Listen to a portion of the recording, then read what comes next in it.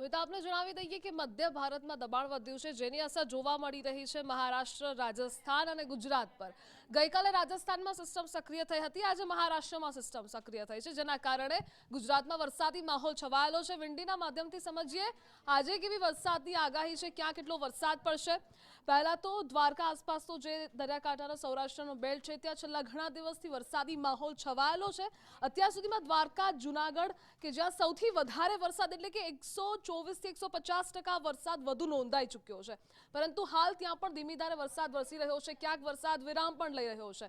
આ તરફ સિસ્ટમ સક્રિય થઈ છે ઉત્તર ગુજરાત અને મધ્ય ગુજરાત પાસે, જેના કારણે ત્યાં ભારેથી અતિ ભારે વરસાદ પડી શકે છે, પરંતુ દ્વારકા, જામનગર, થાન, ભાવનગર, જુનાગઢ, ઉનામાં વરસાદ વરસી રહ્યો છે. સુરત પાસે જોઈએ તો ગઈકાલે પણ એક વરસાદી સિસ્ટમ સક્રિય થઈ હતી, જેના કારણે આખો જે સ્કાય ઝોન જોઈ રહ્યા છો ત્યાં વરસાદી માહોલ છવાયેલો છે. નવસારીમાં પણ ભારેથી અતિ ભારે વરસાદ છેલ્લા 2 થી 3 દિવસથી વરસી રહ્યો છે. વલસાડમાં પણ એ જ સ્થિતિ છે. હવામાન વિભાગે આગાહી પણ કરી છે. આગળ જોઈએ તો અહીંયા સિસ્ટમ સક્રિય થઈ છે, જેના કારણે મહેસાણા આસપાસ, અમદાવાદ આસપાસ આપ અહીંયા જોઈ રહ્યા છો કે આખો સ્કાય ઝોન છે, એટલે અહીંયા પણ વરસાદનું જોર વધી શકે છે. જેવી રીતે આપણે આગળ ટાઈમને ડેટ વાઇઝ જોઈએ કે 2 વાગ્યા 3 વાગ્યા પછીની શું સ્થિતિ છે, તો અહીં એક સિસ્ટમ સક્રિય થઈ છે. રાજસ્થાનમાં થયેલી સિસ્ટમની અસર અહીં જોવા મળી રહી છે. ગઈકાલે ડુંગરપુર પાસે હતી, જે આગળ વધી છે. મહેસાણા, અમદાવાદ વચ્ચે આ સિસ્ટમ સક્રિય થઈ છે, જેની અસર અહીંયા જોવા મળી રહી છે. એટલે કે આ યલો ઝોનની અસર અહીં ભારે વરસાદ પડી શકે છે. આગળ જોઈએ 5 વાગ્યા બાદની સ્થિતિ જોઈએ તો એ સિસ્ટમ થોડી દૂર જતી જણાઈ રહી છે, દાહોદ પાસે. એટલે અહીંયા વરસાદી માહોલ ઉત્તર અને મધ્ય ગુજરાતમાં વધારે રહેશે, વરસાદનું જોર વધારે રહેશે. આસપાસના વિસ્તારોમાં જો કે છેલ્લા ઘણા દિવસથી વરસી પણ રહ્યો છે. બનાસકાંઠામાં પહેલા વરસાદની ઘટ હતી, પરંતુ હવે ત્યાં પણ ભારેથી અતિ ભારે વરસાદ વરસી રહ્યો છે. ત્યારબાદ આ સિસ્ટમ ઇન્દોર પાસે સક્રિય થયેલી જણાઈ રહી છે. એટલે કે આવતીકાલની સ્થિતિ વાઇઝ જોઈએ તો હજુ પણ વરસાદી સિસ્ટમ અહીંયા પસાર થઈ રહી છે, જેની અસર ઉત્તર અને મધ્ય ગુજરાત પર રહેશે. ત્યારબાદ ડિસ્ટ્રિક્ટ વાઇઝ પ્રોફાઇલ પર નજર કરી લઈએ ક્યાં કેવી વરસાદની આગાહી છે. આજે 6 તારીખ બનાસકાંઠા કે જ્યાં હેવી રેનની આગાહી હવામાન વિભાગે કરી છે.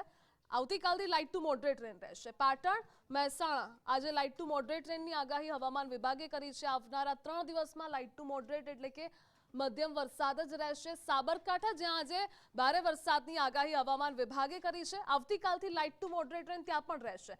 ગાંધીનગરમાં પણ લાઇટ ટુ મોડરેટ રેન એટલે કે મધ્યમ વરસાદની આગાહી કરવામાં આવી છે. અરવલ્લી, ખેડા અને અમદાવાદમાં જોઈએ તો લાઇટ ટુ મોડરેટ રેનની આગાહી હવામાન વિભાગે કરી છે. આગામી 4 દિવસ મધ્યમ વરસાદ રહેશે. જો કે વરસાદ પણ ધીમી ધારે વરસી રહ્યો છે, અનેક ઝાપટાઓ પડી રહ્યા છે, પરંતુ અમદાવાદ પાસે સિસ્ટમ સક્રિય થઈ હતી. આપણે વિંડીના માધ્યમથી પણ જોઈએ એટલે ત્યાં અસર વધારે જોવા મળશે, વરસાદનું જોર વધી શકે છે, પરંતુ અહીંયા લાઇટ ટુ મોડરેટ રેનની આગાહી છે.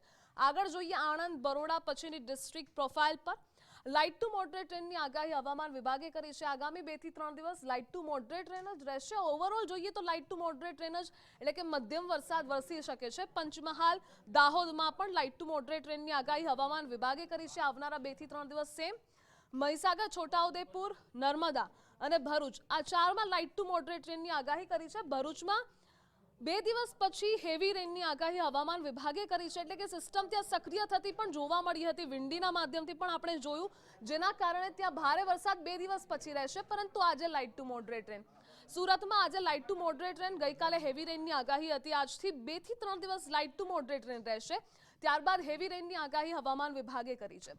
ડાંગ, નવસારી, ડાંગમાં લાઇટ ટુ મોડરેટ રેનની આગાહી 4 દિવસ છે. નવસારીમાં જોઈએ તો ગઈકાલે heavy two very heavy rain હતો.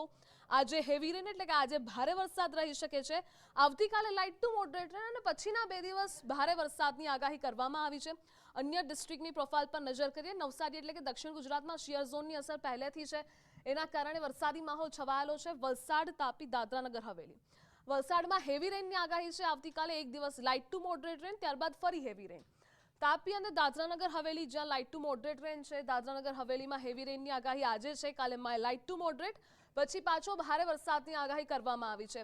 અન્ય ડિસ્ટ્રિક્ટની પ્રોફાઇલ પર નજર કરીએ તો દમણ અને સુરેન્દ્રનગર જ્યાં પહેલેથી વરસાદની ઘટ છે, ત્યાં હજુ પણ એ જ વરસાદની ઘટ જણાઈ શકે છે. લાઇટ ટુ મોડરેટ રેન જ ત્યાં છે. દમણનું જોઈએ, આજે હેવી રેન છે, કાલે આ લાઇટ ટુ મોડરેટ, પછી પાછો ભારે વરસાદની આગાહી છે. સુરેન્દ્રનગર, રાજકોટ, જામનગર એવા વિસ્તારો છે જ્યાં વરસાદની ઘટ છે. લાઇટ ટુ મોડરેટ રેન જ હજુ પણ રહેશે આગામી 2 થી 3 દિવસ. પોરબંદર, જૂનાગઢ અને અમરેલી જ્યાં લાઇટ ટુ મોડરેટ રેનની આગાહી વ્યક્ત કરી છે. જૂનાગઢ કે જ્યાં છેલ્લા થોડા દિવસ પહેલા વરસાદી માહોલ જામેલો હતો અને જે ગયા વર્ષે કમ્પેરમાં વાત કરીએ તો 125% વધુ વરસાદ અહીં નોંધાઈ ચૂક્યો છે દેવભૂમિ દ્વારકા સહિત. અને આગળ વાત કરીએ અન્ય ડિસ્ટ્રિક્ટની પ્રોફાઇલ પર તો લાઇટ ટુ મોડરેટ રેનની આગાહી હવામાન વિભાગે કરી છે. એટલે ઓવરઓલ અમિતા વરસાદી સિસ્ટમ સક્રિય થવાના કારણે વરસાદી માહોલ, ભારેથી અતિ ભારે વરસાદ ગુજરાતમાં અનેક વિસ્તારોમાં રહી શકે છે, ખાસ કરી મધ્ય અને ઉત્તર ગુજરાતમાં.